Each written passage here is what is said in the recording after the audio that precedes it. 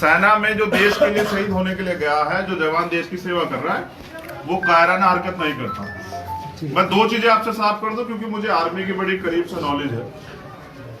पहली बात तो ये है कि जो ऑन ड्यूटी जिसकी डेथ होती है, जो कैजुअलिटी होती है, वो शहादत ही होती है, उसमें कोई हेरफेर नहीं होती। दूसरी बात, जिस दिन ये हुआ, मेरे एक बहुत जिम्मेदार साथी है वसीम अकरम त्यागी, मुझे उन्होंने, मैं बिहार था, उन्होंने जानकारी दी कि भैया ऐसा हो गया, और कोई नहीं गया, कोई अधिकारी नहीं गया, कोई नेता नहीं गया। ये एक तरह का शहादत पे अपमान हुआ। तो मैंने वसीम से कहा कि क्या करें, कि उन्होंने कहा आप एक ट्वीट कर दो और फिर जैसे आप बिहार से आ जाएंगे तुरंत आप जाइए। मैंने ट्वीट किया, उसके बाद यहाँ के जो लोकल नेता थे वो एक दो लोग यहाँ पहुंचे भी। ये बात मैं आपको इसलिए बता रहा हूँ कि जैसा भाई ने कहा कि सेना का कोई मजहब नहीं होता, सच है, सेना कोई मजहब नहीं होता, लेकिन मजहब देख के शहादत करने वाले के साथ भेदभाव भी तो नहीं होता। समझ रहे ना? यही हम चाहते हैं। देखिए, जो लड़ाई आप लोगों ने शुरू की, वो सिर्फ आपकी लड़ाई नहीं, वो हम सबकी लड़ाई। एक तो उसे पूरी ईमानदार से लड़ेंगे, और दूसरी बात जो मैंने आपसे कही कि सेना के बारे में मेरी कुछ ज्यादा जानकारी है, तो अगर सेना के मामले में सुसाइड भी होता है, तो सुसाइड जो है वो वहां जो आंतरिक रूप से प्रेशर होता है, आंतरिक रूप से जो टॉर्चर होता है, उसके बाद सुसाइड करता है आदमी। तो अगर ऐसा भी कुछ होगा तो इसकी भी जो है पूरी जांच होगी, उसके बगैर जो है इस लड़ाई को अधूरी नहीं छोड़ेंगे किसी भी कीमत। समझ रहे?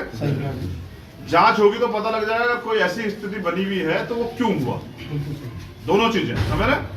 लेकिन ये सच है कि मैं उस माँ से वादा करके आया हूँ, इस छोटे भाई से, हमारी नन्ही बिटिया से, इमरान भाई के बेटे से मैं ये वादा करके आया हूँ कि जो शहादत इस परिवार ने दी है वो जाए नहीं, उनको शहीद का दर्जा मिलेगा, और उसके लिए हमें चाहे रोज आंदोलन करना पड़े इस बहरी सरकार को सुनाने के लिए, चाहे हमें जेल भरो आंदोलन में। चौधरी साहब सुन रहे हैं ना? जी सुन रहे हैं। समझ रहे? यहाँ के जिला अध्यक्ष भी हैं मौजूद, आजाद समाज पार्टी। कहाँ जगदीश पाल? देखिए, राजनीति तो मैं जब कहीं किसी के दुख में जाता हूँ ना, तो घर छोड़ के आता हूँ, उसको तो मैं साथ लेके नहीं आता हूँ। लेकिन मैंने ये पार्टी और ये संगठन अन्याय के खिलाफ लड़ने के लिए बनाया, और इस परिवार के साथ अन्याय होगा। अगर हमें जेलों में भी रातें काटनी पड़ी ना, तो हम जेलों में रातें काटेंगे, लेकिन इमरान भाई को जो शहादत उन्होंने दी है, उस शहीद का दर्जा, उस परिवार का जो सम्मान सरकार के सारे पे छीन लिया गया, वो दिलवा के रहेंगे। ये बात आप गांव के लोग, तमाम लोग जान लें आज इस बात। और एक कह लेना बिट्टू भाई, एक तो ये दुख का, ये दुख का समय है, दुख का समय है, कोई ताड़ी ना बजावे। एक तो सतपाल भाई कह रहे थे कि मुद्दे छोड़ दे, तो इस परिवार के तो मुद्दे भी हम ना तो हम छोड़ेंगे और ना ही किसी को छेड़ने देंगे। तो हम इस लड़ाई को पूरी ईमानदार लड़ेंगे। बस मैं गांव के लोगों से एक बात चाहता हूँ, जैसा भाई ने कहा, मुझे इस बात की तकलीफ है, अगर इस तरह से शहादत पे धोखा होगा, छल किया जाएगा, तो जो नौजवान और तैयारी कर रहे हैं उनका कितना मनोबल गिरेगा। तो मैं अपने नौजवान साथियों को कहना चाहता हूँ कि आप अपने मनोबल को गिराए नहीं, बिल्कुल भी, किसी भी कीमत पे। ये जो वर्तमान में सरकार बैठी ना, ये सरकार गंदी हो सकती है, इसकी मानसिकता जो है दोहरी हो सकती है, ये नफरत फैलाने वाली सरकार हो सकती है, लेकिन सरकार तो साफ आती जाती रहती है। समझ रहे? कोई किसी के साथ धोखा करता है तो उसको ऐसा लगता है कि मैं बहुत चतुर आदमी, मैंने धोखा कर लिया। धोखा असल में वो खुद खाता है, आज नहीं तो कल। समझ रहे? जैसा धोखा ये जो शख्स देख रहे हैं ना आप वहां, इस शख्स को और इस परिवार के शख्स को या समाज को अपनी वफादारी की देश के प्रति, अपने प्रदेश के प्रति, अपने गांव के प्रति देने की, सफाई देने की कोई जरूरत नहीं है। यहाँ पहले भी हमारे लोगों ने इस देश की लड़ाई में, चाहे वो 58 की क्रांति हो, चाहे वो रेशमी रुमाल तहरीक हो, चाहे शामली का तोपखाना लूटा गया हो, तमाम तरह की जो, और यहाँ से वहां तक, और ये मुस्लिम जाटों के बता रहा हूँ रतपाल भाई, शामली से लेकर दिल्ली तक एक पेड़ और एक मौलवी, हमारे देश की शहादत के लिए। तो देश से कितना प्यार जो है इस देश का मुसलमान करता है, ये बताने की जरूरत किसी को नहीं है। समझ रहे? अगर वो नमाज पढ़ता तो 5 बार इस देश की मिट्टी को जो है ना चूमता है, तो उसकी वफादारी पर शक जो है ये सरकार कर सकती है, हमें किसी को शक नहीं है। हमारे भाई ने शहादत दी है और उसकी शहादत के लिए हम लोग जमीन से लेकर दिल्ली की गद्दी तक लड़ाई लड़ेंगे और इंसाफ दिलाएंगे। कभी इस परिवार को अकेला नहीं होने देंगे। ये वादा किया कि जिस दिन अम्मी का कोई मैसेज है, मेरे भाई का मैसेज आएगा, यहीं आऊंगा।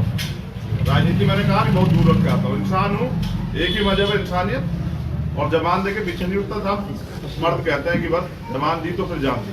आपसे ये भरोसा करता हूँ कि आप जब ये लड़ाई शुरू हो तो आप लोग भी साथ दीजिए। देंगे या नहीं देंगे आप बता दीजिए। अगर आप नहीं देंगे तो फिर मैं सतपाल भाई और कमल भाई को कहना चाहता हूँ, फिर अपने भरोसे लड़ेंगे, बिल्कुल लड़ेंगे। क्योंकि देखिए मैं एक चीज और जानता हूँ कि दूसरों के कंधों पर तो सिर्फ साहब जनाजे जाते हैं, अटकियां उठती है, लड़ाई तो अपने भरोसे लड़ जाती है।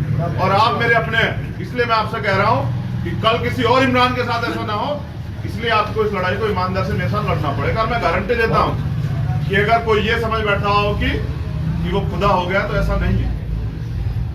ये सत्ता है, आती जाती रहती है। इस परिवार को जो सम्मान मिलना वो भी मिलेगा। और बात रही गेट की और तमाम चीजों की, कल मालिक ने हमें ताकत बख्शी तो वो चीज बना के देंगे जिसकी कल्पना भी किसी ने नहीं की, समझे। लेकिन अभी सरकार से भी मांगते नहीं है, मांगने वालों को तो नहीं है। ये सम्मान हमारा अधिकार, इसको छीन के लेंगे, सरकार के हलक में हाथ देके ये सम्मान वापस लेंगे।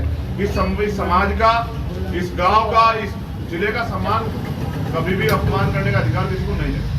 और आप लोगों ने मुझे सुना, मैंने यहाँ भी कोई एहसान नहीं किया, मेरा दर्द है। ये इंडियन आर्मी है जिसमें लोग शहीद होते हैं। मैंने बहुत दिन पहले अपने भाइयों के साथ मिलकर भीम आर्मी बनाई इसीलिए थी कि कहीं भी कोई अन्याय होगा किसी के साथ भी, उस लड़ाई को पूरी ईमानदार से लड़ेंगे। और ये जबान दी, आप इसे रिकॉर्ड कर लें कि या तो सरकार अपनी जेलें बड़े कर ले, या फिर हमारे भाई को शहादत का जो है, जो दर्जा जो है वो दे, जो मुआवजा, जो सम्मान जो बैठता है, उनके परिवार के बच्चे हैं उनके लिए व्यवस्था तमाम चीजें करे। नहीं करती तो हम अपनी सरकार से छीन के लेंगे, और नहीं लेगी तो अपनी जेलें बड़ी कर ले। मुजफ्फरनगर की जेल को भी हम भी देखना चाहते हैं। वैसे तो हम रह गया है मुजफ्फरनगर जेल में, लेकिन एक और बार देख लेंगे। हम भी देखते हैं सरकार की जेल में कितना बड़ा वो है, और कितने दिन तक मुख्यमंत्री और सरकार के लोग जो हड़धर्मी करके बैठ रहे हैं कि हम नहीं देंगे सम्मान। तो अब वो आपके अधिकारों के और मुख्यमंत्री और सरकार के बीच में आपका भाई चंद्रशेखर आजाद खड़ा है। आपका अपमान नहीं होने देगा। जय भीम, जय भारत, जय संविधान। और आप लोगों को बहुत बहुत धन्यवाद सब लोगों को पहुंचने पे। कारी साहब, ये भाई है मेरा, एक और मेरे छोटे भाई ने मुझे 3 दिन पहले कहा कि भाई वहाँ नाइंसाफी हो रही थी, मेरी तबीयत खराब थी, मगर मैंने कह दिया कि ना चलना भाई। तो आप तुरंत आए, वेलकम तैयारी करवाओ। हाँ बिल्कुल। ये जो लड़ाई है ना, ये लड़ाई जो है हम सतपाल चौधरी के नेतृत्व में लड़ेंगे, ये हमारे नेताजी के नेतृत्व में लड़ेंगे। और ये वचन देते हैं कि अगर कुर्बानी भी देनी पड़ी तो सतपाल भाई गर्दन कट जाएगी, लेकिन ठीक है। एक बार शांत हो जाए, बात सुनो भाई। जरूर आराम सुनो। साथियों, भाई के बारे में आपने YouTube पर भी देखा होगा और अखबारात भी आपने बहुत पढ़े होंगे। भाई जब भी कोई वादा करते हैं, वो देश के किसी जगह का मामला हो, उस बात पे अटल रहकर उसको पूरा करते हैं, और मालिक इनकी मदद भी करता है। एक दो उदाहरण मैं आप लोगों को दूंगा। दिल्ली के अंदर पिछले साल की बात है, ज्यादा से ज्यादा 1 साल हुआ होगा, एक मंदिर को शहीद कर दिया। आपने सुना होगा, अखबार में, यूट्यूब पे देखा होगा। जब भाई साहब अपनी टीम के साथ वहाँ खड़े हुए, सरकार को घुटनों के बल चलकर भाई साहब की बात को तस्लीम करना पड़ा और दोबारा तामीर कराई। देखा होगा आपने यूट्यूब पर। महाराष्ट्र में भीमा कोरेगांव का मामला आपने देखा होगा, उसको मंगवा करके छोड़ा। एनआरसी के मामले में आपको याद नहीं होगा शायद, जब पूरा देश की सरकार आप लोगों के नाम को, आपकी शान को और कुचलने का काम कर रही थी। और मैं एक बात और बता दूं आपको, हम में से किसी की हिम्मत नहीं हुई, सब लोग चुप चुप करके बैठ गए। तब यही चेहरा था चंद्रशेखर रावण आजाद, जिसने जामा मस्जिद की सीढ़ियों पर चढ़कर यह ऐलान किया था कि चंद्रशेखर रावण अपने भाइयों के लिए अपनी जान को भी पेश कर देगा, अपने मान सम्मान को भी पेश कर देगा, लेकिन आपके मान सम्मान को ठेस नहीं आने देगा। ये मोटी मोटी बातें मैं आपको इसलिए बता रहा हूँ, बहुत लोग आ रहे हैं, सब मोहब्बत में हमदर्दी में आ रहे हैं, लेकिन भाई जिस आवाज को कह देते हैं वो पत्थर की लकीर है। आप लोगों की मदद की जरूरत है। सतपाल भाई ये कह रहे हैं कि अगर सरकार नहीं मानी, इसी धरती से कितना भी बड़ा आंदोलन करना पड़े, कितना भी बड़ा आंदोलन करना पड़े, जेलों में जाना पड़े, लेकिन सरकार को अपनी गलती भी माननी पड़ेगी और भाई को शहीदी का दर्जा भी देना पड़ेगा। और जब इनको दफनाया गया, सलामी नहीं की सरकार ने, उसकी भी माफी सरकार को मांगनी पड़ेगी। ये बात मैं भाई सतपाल की तरफ से भाई चंद्रशेखर रावण की तरफ से और आप तमाम लोगों की तरफ से आपस में सबको कह रहा हूँ अस्सलाम वालेकुम। 10 दिन का टाइम दो, टाइम 10 दिन का टाइम है, 10 दिन में नहीं मिला तो महापंचायत करेंगे। ये चर्चा हुई है। सतपाल भाई ये चाहते हैं कि भाई अगर सरकार को हम कुछ समय देते हैं, सरकार उससे पहले नहीं जाती है, तो यहाँ महापंचायत जो है हम लोग बुलाएंगे और उसके लिए तमाम लोगों को जो है इन्विटेशन भेजेंगे। सब लोग कहेंगे कि वो लोग जो है महापंचायत को सफल बनाए और इस हक की लड़ाई को लड़े। लेकिन मैं चाहता हूँ कि मुझे आप 2 दिन का समय दे दें और एक भरोसा दे दे कि आप इस लड़ाई में सहयोग करेंगे, तो बस बाकी मेरे ऊपर छोड़ दें। 2 दिन का समय मुझे दे दें, मैं देख लूँ। आज हम मीडिया से भी बात करेंगे, सरकार से सवाल भी करेंगे। देखें सरकार चाहती क्या है। सरकार अगर यही चाहती है कि ये लोग आंदोलन करें, सड़कों पे आए, पंचायत करें, तभी सरकार जाएगी, तो उसमें सही। या अगर सरकार ने तय कर लिया कि जेलों में जाए तब हम करेंगे, तो हम सरकार से ये भी कह देंगे कि भाई जेलें बड़ी कर लीजिए। और सरकार अगर ये सोच के बैठ गई है कि भाई जैसे मैंने कहा कि हम ही खुदा है, तो हम जो करेंगे वही होगा, तो हम ये भी बता दें कि मानेंगे नहीं, इस सम्मान को छीन के लेंगे सरकार से। तो सतपाल भाई और यहाँ के जिम्मेदार लोगों से आपको बना लें कोऑर्डिनेशन कमेटी, जो आपस में चर्चा बनी रहे। ठीक है, 2 दिन हम सरकार में पूछे सरकार क्या रूप होता, नहीं होता तो फिर उसके बाद पंचायत का ऐलान करेंगे।